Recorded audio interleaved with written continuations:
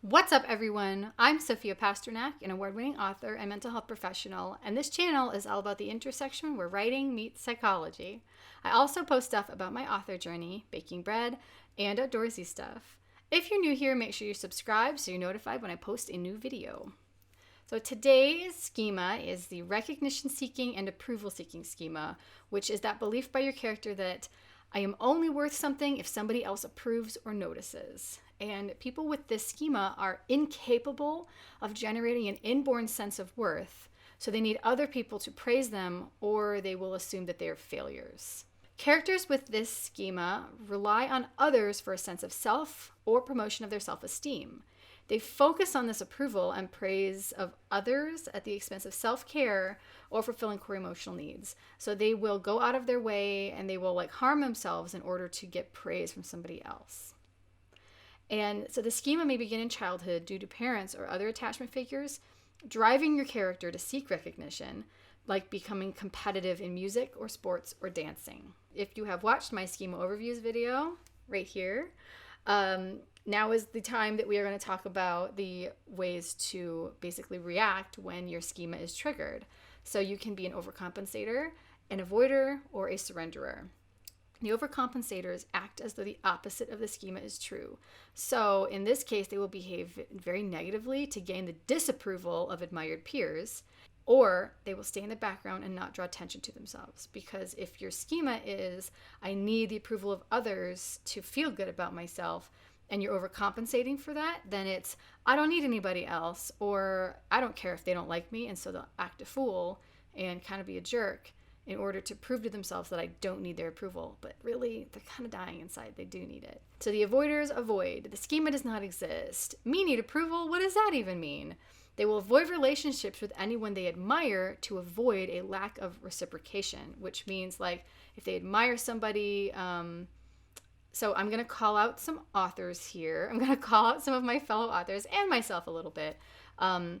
Because, I've published a couple of books and, I guess I could be considered a person of some sort. I feel weird saying a notable person because I feel like I'm not, but I feel like also it's kind of disingenuous not to acknowledge that some people read my books and think oh wow, I'd love to get to know her, or they see my videos here and think oh, she seems cool and I would love to be friends, because I think that about everybody all the time. I have friend crushes constantly.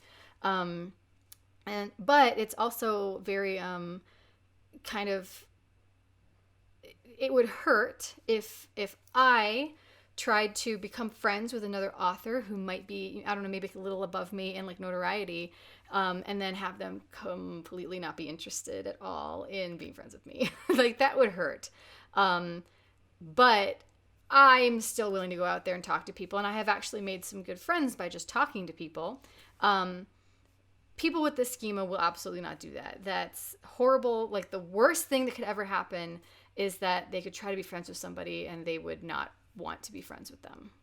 Avoiding relationships with people that you admire in order to, because that taking that risk and maybe having them come back and say, well, I don't really want to be friends. And honestly, it's nothing about that person personally. It's just maybe they're not compatible and they just don't realize it because they admire this other person so much.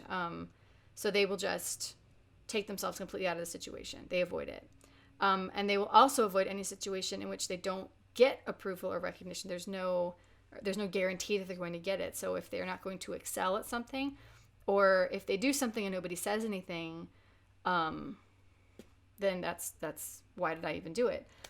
These are the kind of the people who they will excel at work and they'll work very hard in order to get their boss or other coworkers to say oh wow, you did such a good job on the report or whatever. And if they're in a type of workplace that doesn't give them that back, and that's not to say that if you do work, you shouldn't expect to get some kind of praise about it. There's sirens. If you can hear that, I'm very sorry. Somebody's, there's a hospital kind of down the street from my house, so maybe somebody's going to the hospital.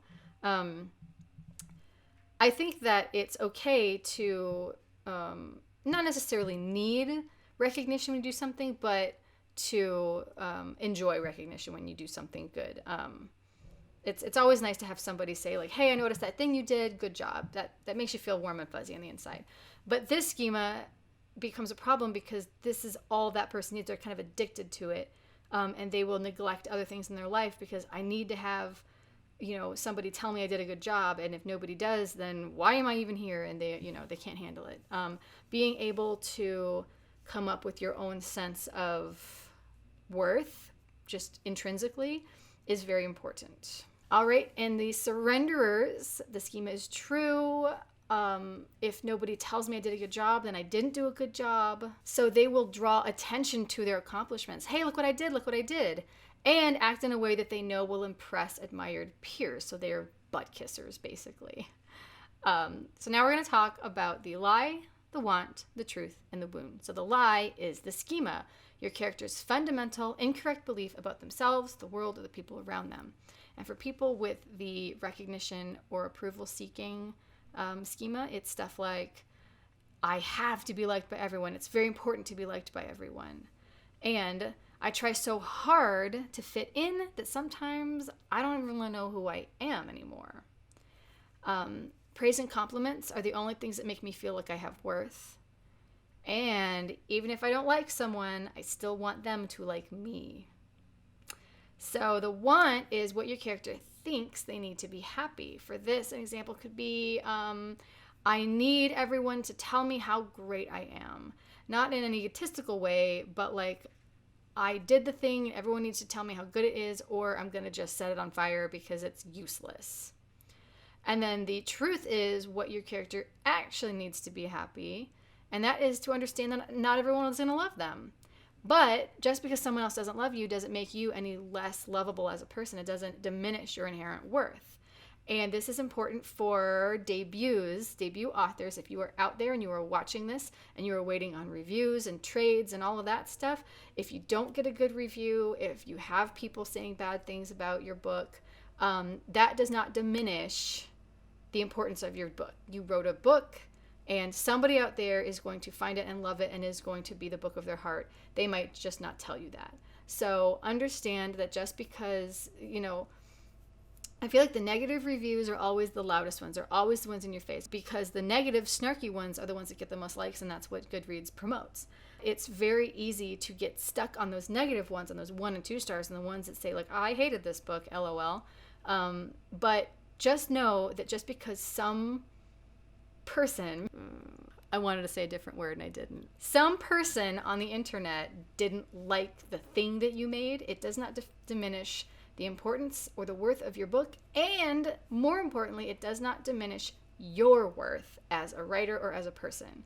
So let the people say what they will about your book and maybe even about you, but don't believe them. They don't know you. They don't know anything. Just ignore them.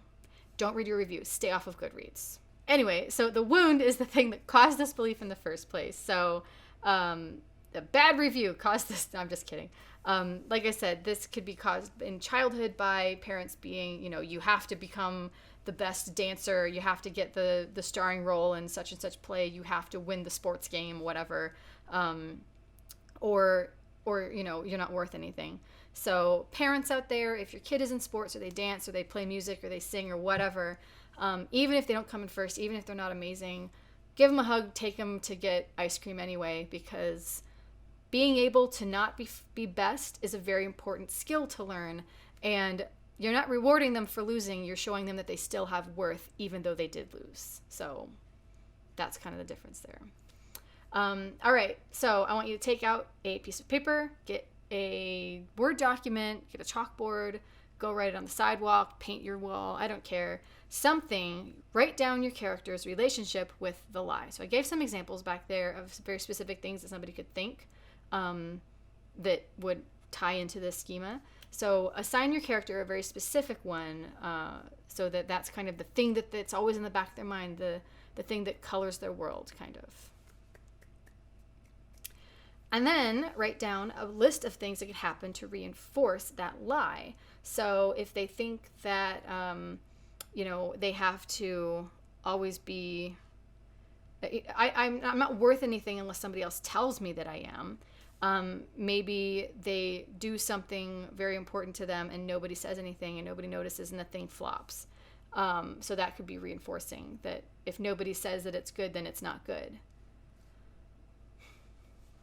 And then write a list of things that could challenge that lie. So it's kind of hard to come up with something like this because this is something that happens kind of very internally, I guess.